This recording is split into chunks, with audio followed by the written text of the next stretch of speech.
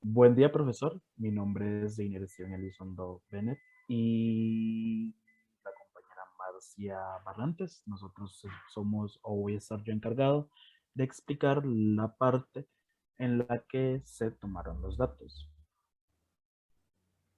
Como podemos ver, contamos con este video en el cual primero creamos un experimento para posteriormente seleccionar el tiempo de muestreo o la frecuencia de muestreo, que van a ser 60 hercios, y seleccionamos acelerómetro, el giroscopio y el magnetómetro. Una vez iniciado el experimento, simplemente consistió en rodar la rueda de la bicicleta para que básicamente empezara la adquisición de datos de la aceleración y la velocidad mientras trotaba. Posteriormente se detuvo la llanta y se pausó el experimento para así poder procesar los datos que obtuvimos. A continuación, la compañera nos va a explicar o va a explicar cómo fue que se procesaron los datos que obtuvimos mediante el experimento. Buenas, mi nombre es Marcia y como dijo mi compañero Steven, y una vez que se hicieron las pruebas necesarias, los datos fueron procesados en el Excel, como pueden ver en pantalla. Estos son los datos del acelerómetro. Según el tiempo tenemos el eje X, Y y Z. También están los datos del giroscopio en sus respectivos ejes y del magnetómetro para cada prueba.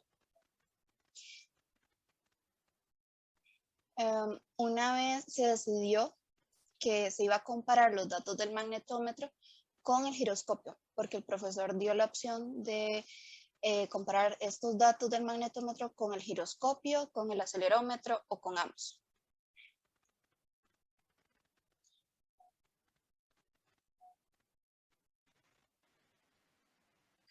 Para la medición del giroscopio se utiliza el eje Z, ya que el giroscopio se encarga de medir la velocidad con respecto al eje de giro, y en el caso de la rueda de la bicicleta, el eje de giro era el eje Z.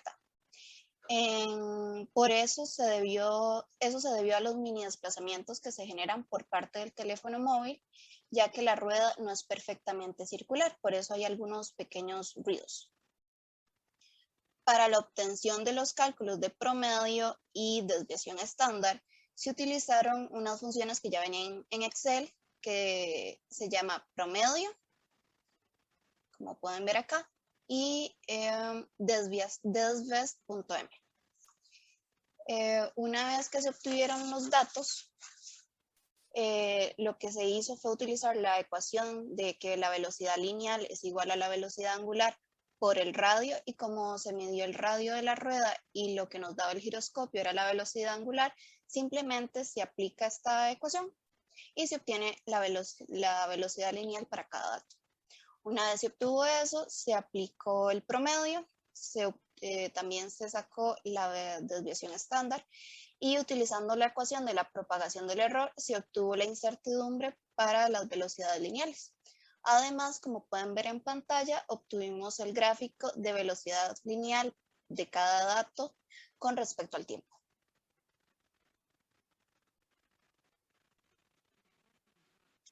Por otro lado, la metodología utilizada para el magnetómetro fue tomar este sensor como si fuera un sensor de ausencia-presencia, donde me generaba un 1 o un 0 dependiendo de la intensidad del campo magnético.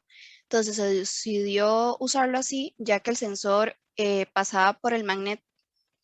Cuando el sensor pasaba por el magneto, se nos generaban pulsos, como pueden ver en la gráfica.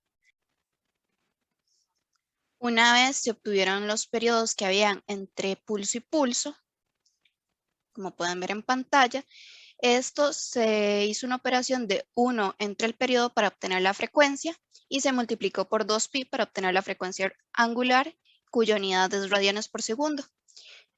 Una vez obtenida los radianes por segundo, se multiplicaba por el radio anteriormente obtenido, el cual es 0.26 metros, el radio de la rueda, y nos da la velocidad angular, la velocidad lineal, perdón, de cada dato entre esos periodos.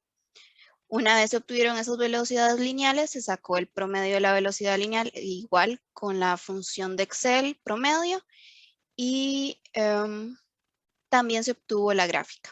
Como pueden ver, esta gráfica tiene menos ruido que la del giroscopio.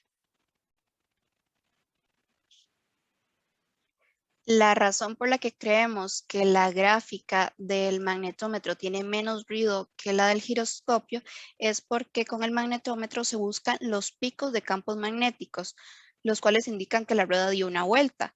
En cambio, con el giroscopio se mide la velocidad instantánea cada vez que se genera un muestreo. Entonces, la dispersión de datos es mayor.